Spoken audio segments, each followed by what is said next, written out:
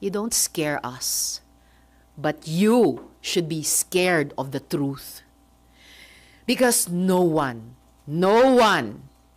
gets to endanger our witnesses, my staff, as the Senate with impunity. We will not let this slide. We will fight back. Hindi nila mapipigilan ang katotohanan.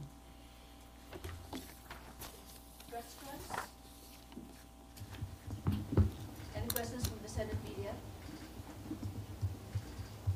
Yes, sir. Asher po from Ma'am, are you saying na yung si Michael po now is pwede siyang biktima dito na ginagamit siya? Posibleng biktima rin si Michael, posibleng ginagamit siya. Pero kasabay ng pagdasal ko para sa kanyang kaligtasan, kung tulad ng takot niya, siya ay kahit pinagdarasal ko ang kanyang paglaya at kaligtasan, kailangan managot din siya sa kanyang pagsisinungaling ngayon. And ma'am, meron po rin bang feedback yung PNP about ano po yung sitwasyon niya ngayon? Basta ang latest na alam kong ginagawa ng PNP noon ay kumikilos din sila agad doon sa finoward naming mga messages ni Michael noon lamang, June 22 at 23. Pero habang sila ay kumikilos na noon tungkol sa kanyang cry for help, yung kanyang hiling na ma-rescue siya, biglang lumabas na itong video na ito. Thank you. Next. Next, si Victoria. Sen Ann po from Brigada. Ma'am, after lumabas yung issue about kay alias Rene, si Attorney Roque said that ang dami niya raw pong imbento and he even encourages the public po na magsampa ng ethics complaint against you para mapatalsik sa Senado. Any comment po regarding this? Bukas sa kahit sinong mamamayan na mag-file ng ethics complaint. Pero parang si Harry Roque ang maraming sinasabi. Umuwi muna siya, humarap muna siya dito sa Senado, haharapin ko siya kahit saan. Pero ngayon, bitawan na niya yung buhay pugante niya. Sen, after nung call ni Sen Roque, may ilang netizen na sabi nila, baka raw kayo pinupunterya kasi baka daw natitreten for you kasi baka daw tumakbo kayo for 2028 elections. Sa tingin niyo po ba, may possibility po ba na may ganung angle kaya pinupunterya po kayo? Anything is possible, pero para sa akin, saka na yung ganyang mga usapin na iyan, tututok muna ako dito sa mahalagang isyong ito na may kinalaman sa trabaho ko sa Senado. Kasama na po siyempre yung pagiging Senator Judge sa isa pang importanteng proseso. Thank you po, Sen. Victoria Tulad. Hi, ma'am. Ma'am, may specific cases na kayo in mind against Michael or the people who might be behind this? At yung kay OJC ba part of yung mga taong sasampahan nyo ng kaso? Finalize po namin ang mga kasong ihahain namin simula sa Miyerkules sa NBI, kung sino ang mga tao at grupo na papangalanan ko na doon. And we will give you the final details before or on the day that we will file that complaint. At kasunod po niyan, gaya ng nabanggit ko kanina, naghahanda na rin po kami ng mga complaints. Raymond de Baas, DCRH. How does it feel? Ako personally, nakita ko yung video because it was shared by one of your colleagues.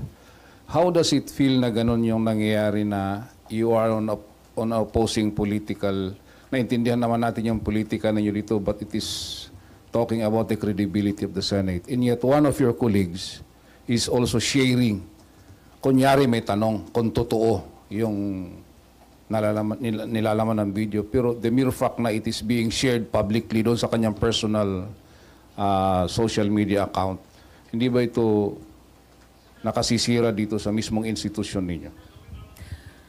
Para sa akin, kaming mga senador, dapat nag-share kami ng katotohanan. Dapat hindi kami nag-share ng fake news.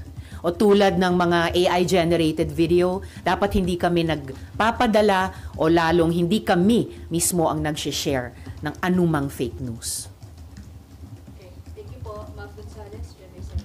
Ma'am, dun po sa mga balak ninyong kasuhan on Wednesday, can you share kung meron po bang malaking personalidad? Will there be any politicians or political group? Kahit po in general lang. Well, truly, pina-finalize pa namin yung kasong ihahain sa Miyerkules plus yung mga kasunod na criminal complaints. Kung merong mang malalaking tao o malalaking grupo, basta't di tulad ng mga nag-imbento nitong video na ito, halimbawa, meron kami ng lahat ng mga resibo para pagbasihan ang anumang mga kasong ihahain ko. Okay, next po. Robert Mano. Please, Good morning, ma'am. With the recent incident, ma'am, nakikita nyo ba na hihina yung isinagawa niyong investigation because sa pag-recant niya, magpapahina because baka sabihin na, hindi, mahina naman palang kumuha ng mga testigo at nagbabayad pala kayo ng testigo? Pinabubulaanan namin at kayang pabulaanan hanggang sa huling araw ng 19th at 20th Congresses yung mga akusasyon nila gaya ng nakita nyo sa mga resibo. Definitely the contrary ang epekto nitong mga ginagawa nilang fake news. Sa pakiramdam ko po, lalo lang lumalakas yung findings at recommendations ng aming investigasyon laban kay Apollo Kibuloy at sa KOJC. At muli, hindi lamang si Michael ang testigo. Maalala po natin, 14 sila, ni hindi siya ang star witness. At yung iba sa 13 pang witness na yon ay nag-reach out na sa opisina ko para sabihing handa nilang patunayan. Sabihin muli na sila'y nagtestigo ng malaya at hindi sila binayaran. At sisiguraduhin ko rin na yung committee report, draft committee report namin dito sa investigasyon laban kina Kibuloy at sa KOJC, na muli, salamat kay Sen. Rafi, siya ang unang pumirma niyan. Gagawin po namin ang lahat ng tamang paraan, maging bahagi pa rin ito ng record ng 20th Congress. Dahil walang fake video or ano pa mang magagawa sila na pwedeng takpan yung katotohanang nakapaloob dyan sa committee report na iyan ng aming investigasyon. Thank you. Meron pa po sa Kibuloy issue. Sana lang. Sige, Ma'am, sinong tingin niyo nasa likod ni Michael Mauricio para gawin niya to at bumaliktad siya? Yun yung aming gustong i-establish. Sinabi for one ni Attorney Torreon na hindi daw sila. So, sino hanggang ngayon? Wala pang nagkiklaim ng authorship nitong magaling na video nila ng panay fake news naman. Bakit ayaw nilang aminin o angkinin? Dahil di tulad nga namin na kumpleto ang mga resibo kay Michael at sa lahat ng aming mga witness, lahat ng resibo para sa investigasyon ay kumpleto kami. Hindi tulad nila na wala silang mapatunayan dahil panay kasinungalingan ang video nila. But are you of the belief that he's acting not on his own? Someone is behind him? There is definitely someone behind him. Kung acting on his own siya o hindi siya acting on his own, hindi pa natin masisigurado 100% dahil contradictory yung mga messages niya sa opisina ko hanggang sa 1 week ago, June 23, at yung mga sinasabi niya ngayon sa video at yung sinabi din niya under oath sa hearing nung laban kay Kibuloy at sa KOJC. Ma'am, sorry, isa na lang. Yung pong paghingi niya ng tulong sa inyo, malinaw na po ba na na-release na siya from being... That was right before na biglang lumabas itong video na ito. Nag-message siya prior to June 2025 na takot. Nag-message siya prior 2025 na nililigawan siya, inaalukan siya ng bayad, ng malakas na abogado.